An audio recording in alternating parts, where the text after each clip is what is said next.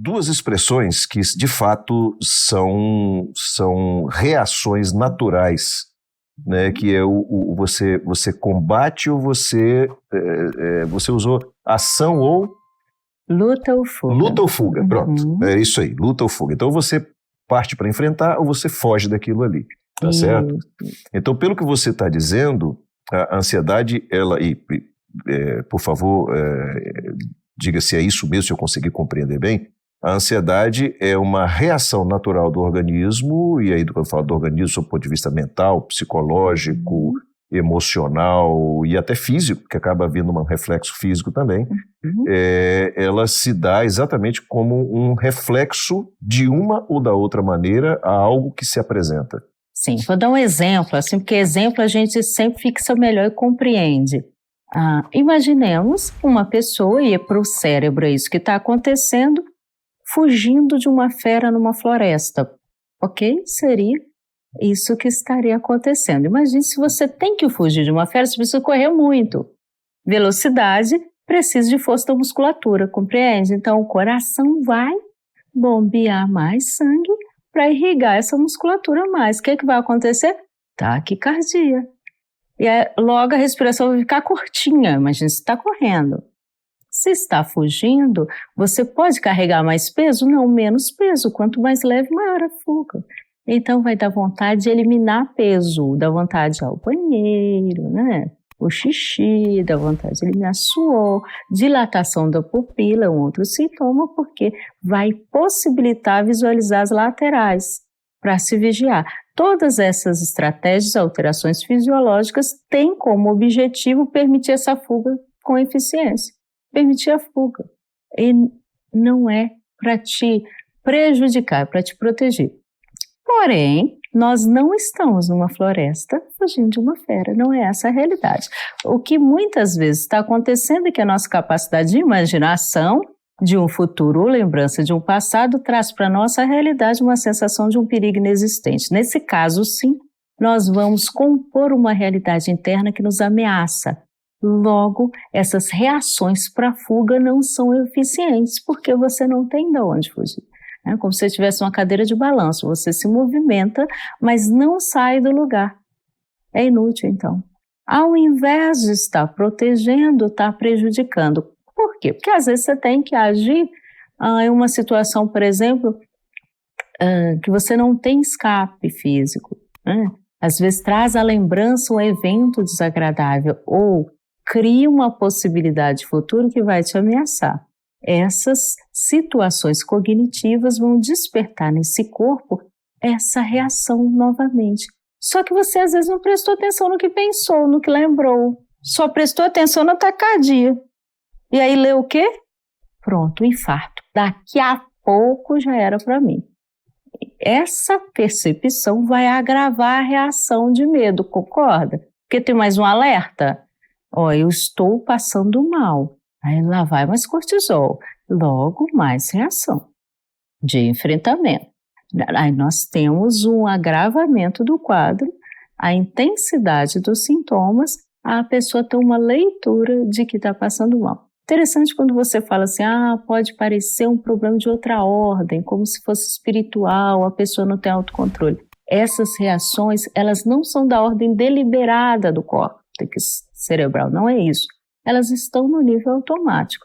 Então o sujeito não fala assim, para coração de bater. Eu não estou... E vai funcionar, isso não existe. Ele não vai dar uma ordem e o corpo vai obedecer, não. Ele está sofrendo essas ações, apesar de ser para protegê-lo, ele não tem controle disso. Logo, ele não tem culpa, concorda? Essa coisa de se censurar, de dizer assim, por que eu sou tão ansioso? Mas não tem fulano, é super ansioso. Não precisava ser assim, tinha que confiar mais. Calma, os fatores que levam a pessoa a observar um evento como perigo, às vezes estão para além da consciência dele, ele não sabe o que está acontecendo. Às vezes sabe, por exemplo, passei numa rua e sofri um assalto. Toda vez que eu passo naquela rua, eu lembro desse evento e aquilo me causa um mal-estar, ok? Mas às vezes não, estou numa situação tranquila, relaxada. Geralmente quando relaxa, vai para casa, vai descansar. E aí se manifestam as reações de ansiedade. O que está acontecendo? Puxa, não tinha nada acontecendo, meu dia estava comum. E de repente esse incômodo, essa sensação desagradável. O que eu posso fazer por isso? Então observar os gatilhos e cuidar da história de vida. Por quê? Porque a reação de ansiedade tem a ver com medo. Lembra que tem um perigo externo? Uma ameaça que de alguma forma teve essa leitura no seu corpo? Então, tem a ver com medo e preocupação. Essas duas regiões do cérebro são ativadas nessa situação. Se o medo está coordenando a preocupação, as ideias terão conteúdo prejudicial ao sujeito, concorda? Pensa bem, quem está ansioso acha que os eventos futuros vão dar errado. Geralmente altera as cognições no sentido de, um exemplo muito comum, encontrou com alguém, em casa, no trabalho, na rua, na igreja, cumprimentou a pessoa não respondeu ao cumprimento. E aí? Tá vendo? Fulano nem meu filho, ou nem quis falar comigo. E começa a elaborar uma série de hipóteses para aquela situação e geralmente essas hipóteses colocam o sujeito como prejudicado. Então, será que eu fiz alguma coisa? O que eu fiz? Puxa vida, o que eu fiz contra a Fulano? Já sei, foi aquilo. Não. E vai o dia inteiro, o tempo passa e o evento é o foco da atenção do sujeito. Ele está sofrendo com aquele perigo que está acontecendo dentro dele. Aí continua as hipóteses até chegar um momento que quer saber, eu também achava que era isso mesmo. Já desconfiava, não gostava muito de mim, é sempre assim, eu nem sei por que as pessoas me tratam desse jeito e eu sou tão... E sofre. Depois, se for perguntar, pode ser que a pessoa nem ouviu ou respondeu baixinho.